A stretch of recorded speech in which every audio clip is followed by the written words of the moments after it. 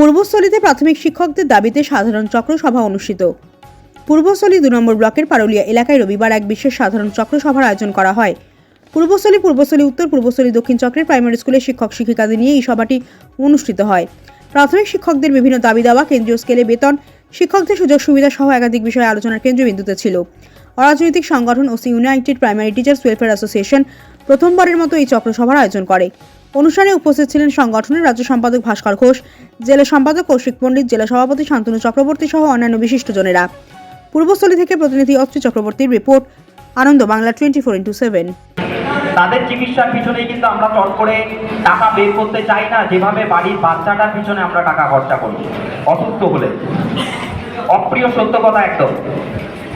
আমাদের এখানে কিন্তু মা বাবাকে বিশাল গুরুত্ব দেওয়া হয়েছে, যে কেন মা বাবাকে নেওয়া হবে না, পলিসি প্রথম থেকেই ছিল। অনেক সময় অনেক কিছুতে মনোমালিন্যের সৃষ্টি হয়েছে যে এই রোগের জন্য মা বাবাকে কেন নেওয়া হলো না।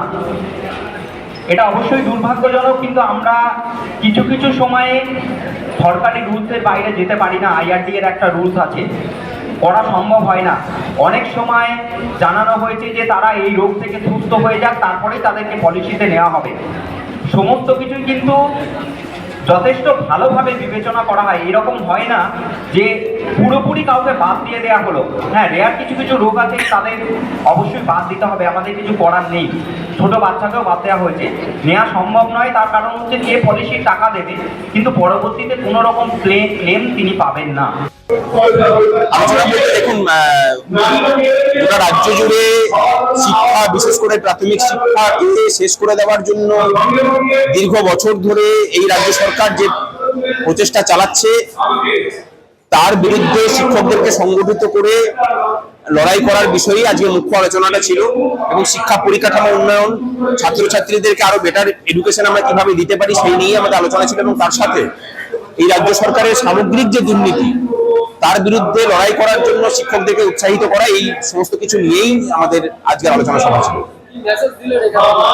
মেসেজ একটাই, যে রাজ্যটাকে বাঁচাতে হবে এবং এই রাজ্যের যেটা সব থেকে বড় সমস্যা, সেটা হচ্ছে প্রাতিষ্ঠানিক দুর্নীতি। এই প্রাতিষ্ঠানিক দুর্নীতি নির্মূলকরণ না হলে পরে এই রাজ্য বাঁচবে না। রাজ্য না বাঁচলে আমরা বাঁচবো না, বাঙালি জাতিটা বাঁচবে না। আজকে বাঙালি জাতির যে ছবি গোটা ভারতবর্ষ জুড়ে তৈরি হয়েছে, আজ থেকে 10 বছর আগে যে বাঙালি জাতিকে তার মেধার জন্য, তার শ্রমের জন্য গোটা দেশ, গোটা পৃথিবী সম্মান করত, আজকে সেই বাঙালি পশ্চিমবঙ্গের বাইরে বেরোলে উপহাসের শিকার হচ্ছে।